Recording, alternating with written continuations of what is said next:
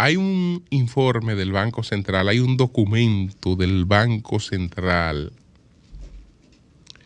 que da aquiescencia al informe del Banco Mundial sobre la reducción de la bancarización en la República Dominicana. ¿Ustedes escucharon? Hay un informe del Banco Central que da aquiescencia a eso y orienta de cómo eso se puede revertir, de cómo eso se puede cambiar. Pero ¿qué es lo que está diciendo el Banco Central? ¿Qué es lo que está diciendo el Banco Central? Que lo que afirmó el Banco Mundial es cierto. Eso es lo que está diciendo el Banco Central. Entonces, bueno, yo quiero felicitar tanto al director general de aduanas como al director general de impuestos internos.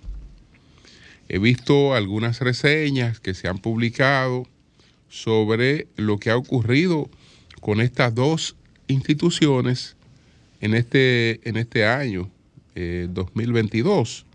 Por ejemplo, tengo aquí un trabajo de Martín Polanco, del periódico El Caribe, y él dice lo siguiente: las direcciones generales de aduanas, DGA, y la de impuestos internos, DGI, tienen una encomienda sine qua non o vital para que el Estado cumpla con sus obligaciones: la captación de recursos por vía de las recaudaciones, y ambas han cumplido con ella al pie de la letra.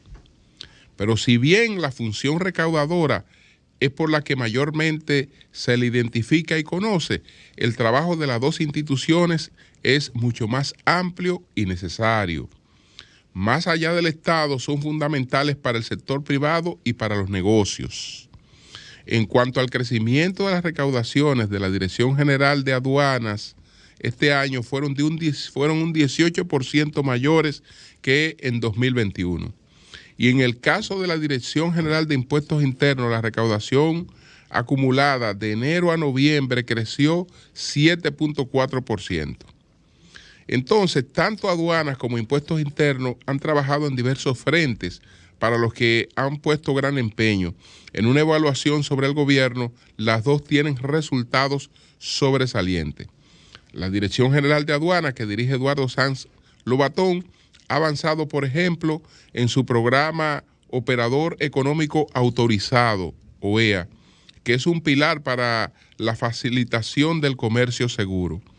Y termina el 2022 embarcada en la mayor transformación tecnológica de su historia, con la licitación del nuevo software de gestión aduanera.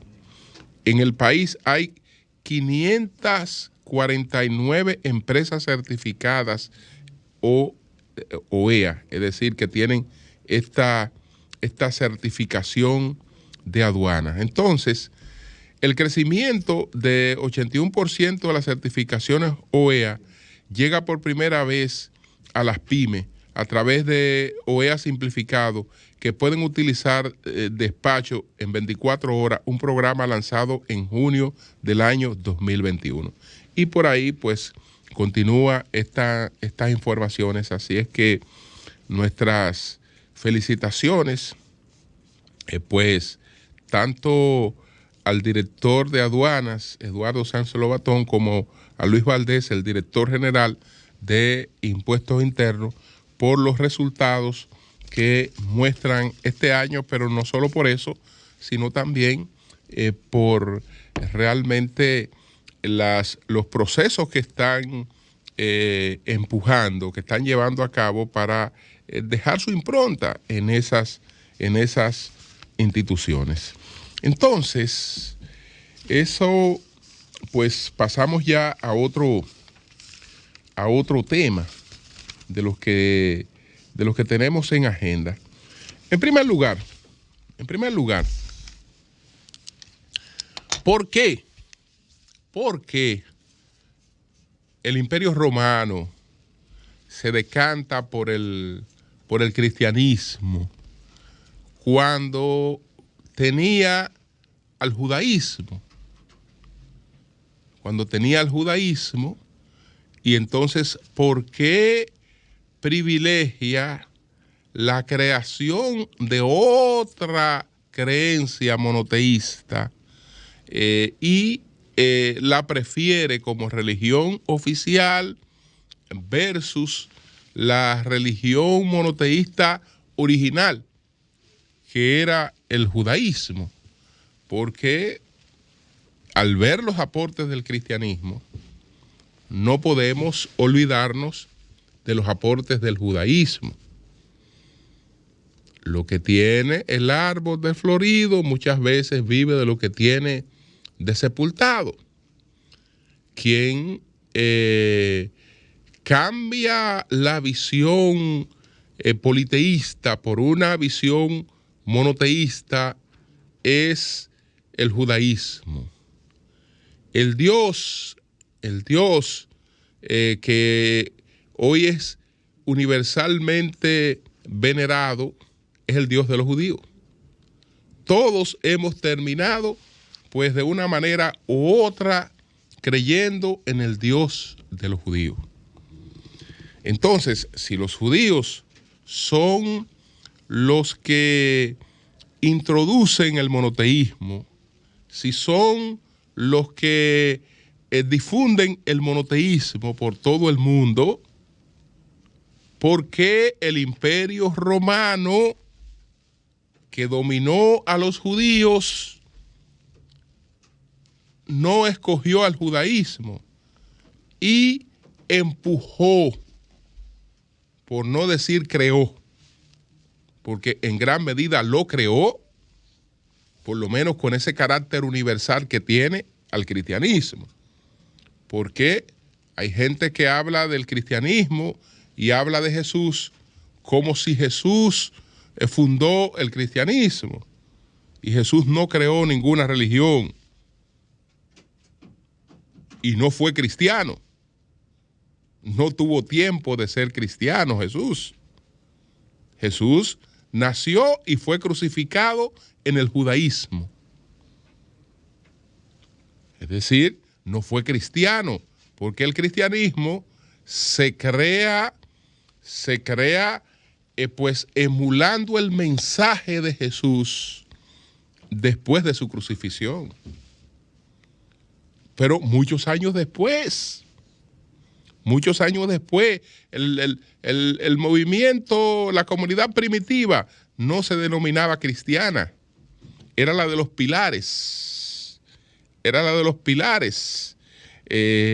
Esta designación de cristiano después, como se le va a llamar a los seguidores de Jesús, pues ya va a surgir muchos años después en las comunidades grecorromanas, en las poblaciones grecorromanas. Es decir, que Jesús no fue cristiano, no fundó el cristianismo. El cristianismo se creó después de la muerte de Jesús, pues en homenaje, siguiendo las creencias, siguiendo el mensaje que había dejado Jesús, las cosas que él había dicho, porque tampoco escribió nada, sino todas las cosas que él había dicho o que se les atribuye haber planteado.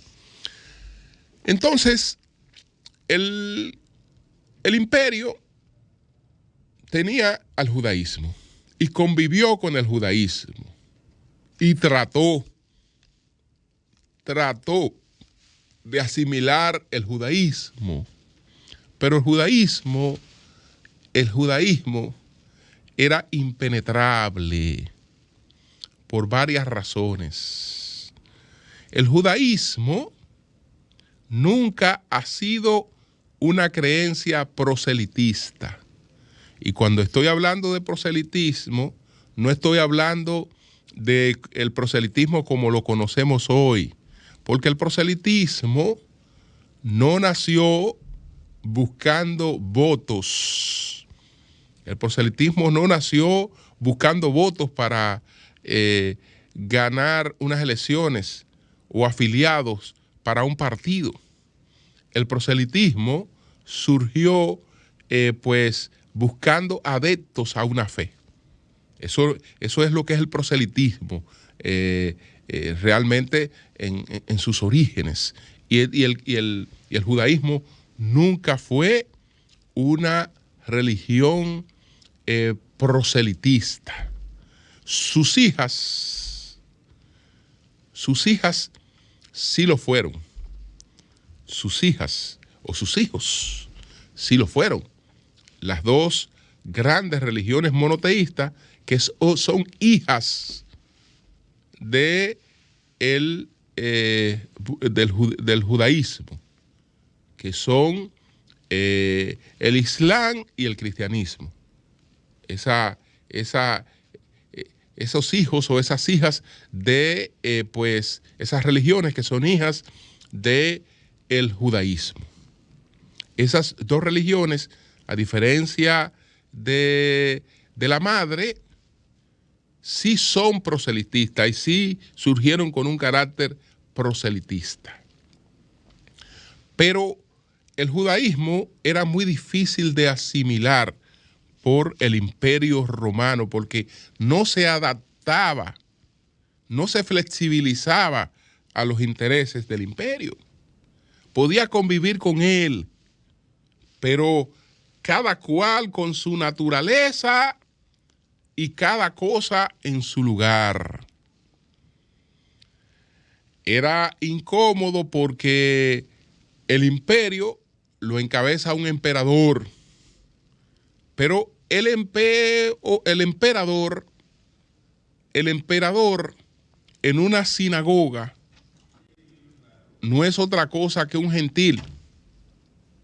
No es otra cosa que un gentil. ¿Usted sabe qué espacio le toca al emperador en un templo judío? La galería de los gentiles. La galería de los gentiles. Es decir, no es el templo católico que conocemos hoy o la iglesia de culto de denominaciones evangélicas que conocemos hoy, donde todos podemos acudir a un salón y sentarnos en orden de llegada, pero ahí no hay diferenciación entre las categorías de las personas que están allí, sino que todos los que acuden son hermanos, son iguales. En el templo judío las cosas no eran así. No eran así. Es decir, solo los judíos conversos estaban en la parte céntrica de un templo que estaba subdividido en distintos espacios. Entonces, a los que no eran judíos le correspondía la galería de los gentiles. Y después estaba el espacio realmente de mayor privacidad a la que solo accedía el sumo sacerdote, que era el Santo Santorum. Entonces, primero, estamos hablando de un culto de un pueblo dominado que en su práctica cotidiana no se comporta ante el emperador como un pueblo dominado.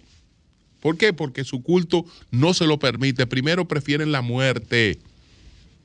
Pero realmente las cosas son así. Si usted no es judío, usted no le corresponde este espacio, usted le corresponde otro espacio. Otra cosa, por ejemplo, no podía, en ese templo judío, no se podían, llevar ofrendas con imágenes de hombre alguno.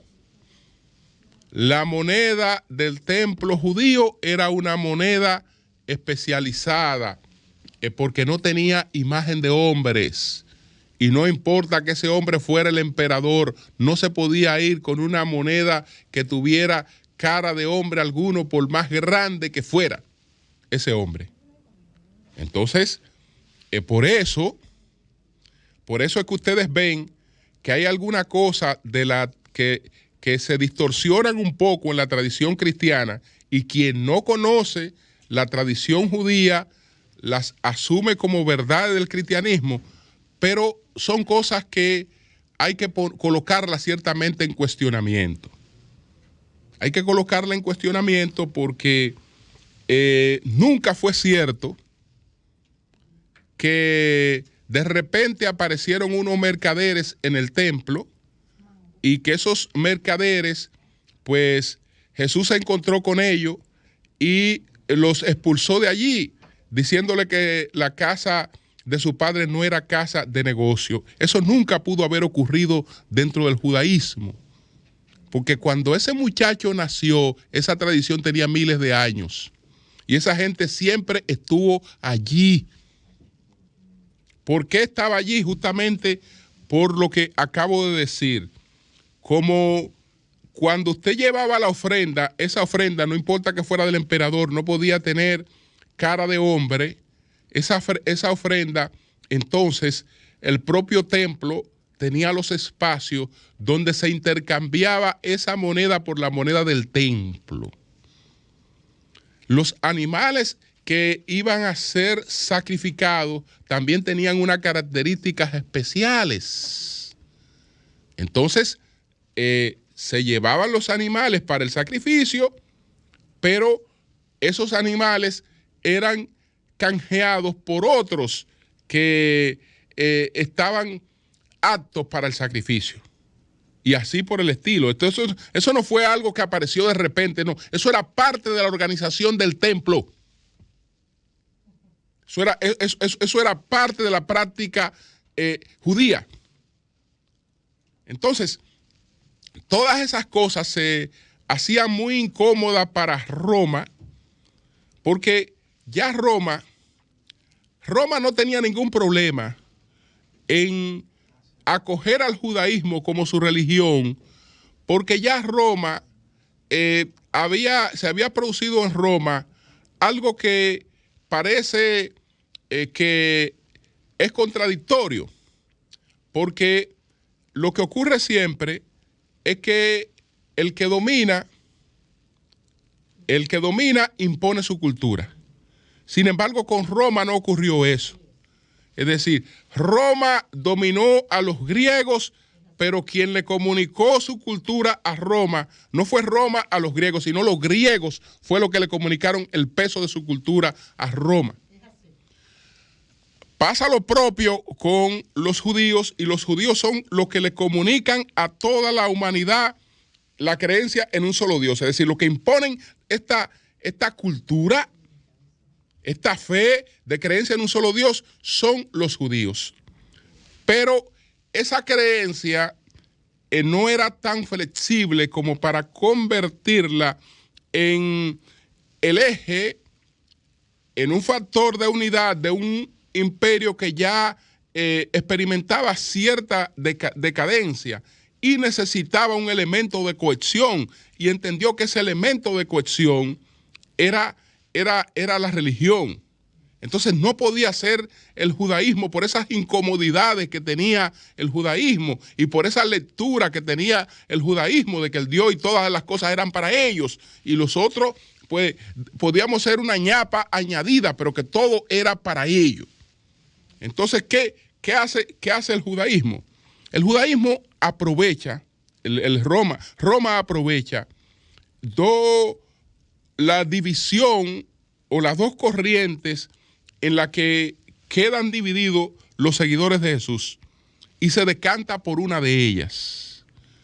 Sobre todo porque la primera, que era la más fuerte, desaparece después de la guerra contra los judíos. Desaparece la comunidad primitiva que tenía como cabeza a Santiago, el hermano de Jesús. Santiago era, digamos, un ortodoxo en sus creencias, porque mientras sostenía el apóstol de los gentiles que la fe era la base de la salvación, Santiago entendía que la obra, la vida era la base de la fe, y solo a través de la vida se accedía a la fe y a la salvación. Es decir, no es que usted crea, no, es que esa creencia tiene que estar reflejada en su vida, tiene que estar ratificada por su vida, por su forma de vida, por su renunciación a todo lo material y por su obra. Y entonces, realmente, la Roma termina entendiendo que la versión paulista es una versión que podía ser más provechosa, porque la versión paulista es la que le da al mensaje de Jesús el carácter universal. Quien entiende que ese mensaje de Jesús, de ese crucificado, no es igual a los otros crucificados, que esas cosas que él dijo tienen un carácter católico, es Pablo. Y cuando dice que eso es católico, lo que este caballero ha dicho es católico, es lo que está diciendo que eso es universal, que eso no es verdad que era solamente para los judíos. Entonces, Pablo le da esa lectura católica al mensaje de Jesús, encontrando a un gran aliado que es Lucas, que tiene la misma versión católica universal del mensaje de Jesús. Y desde luego que cuando Roma decide entonces asumir el cristianismo como su religión oficial, tiene que establecer cuál de las dos corrientes es la que va a predominar. Y ya Santiago había sido lapidado, ya la comunidad primitiva había sido destruida, quedaba muy dispersa. Entonces el momento era propicio, pero estamos hablando de que el momento fue propicio 400 años después. Porque si bien es cierto que la conversión de Constantino se produce en el año 325, la canonización, que es la que le da el carácter absolutamente paulista al mensaje de Jesús, se produce en el 398, que es la canonización de los evangelios. Cuando ellos dicen, el relajo tiene que ponerse en orden. Por ahí andan 80,000 evangelios con lectura distinta. No. Hay que escoger cuáles son los evangelios del canon y cuáles son los evangelios que todo el mundo tiene que leer y que se sepa que estos son y que cualquier otra cosa que aparezca por ahí no son. Entonces, la canonización de los evangelios se produce, desde luego, bajo la supervisión del imperio total en el 398.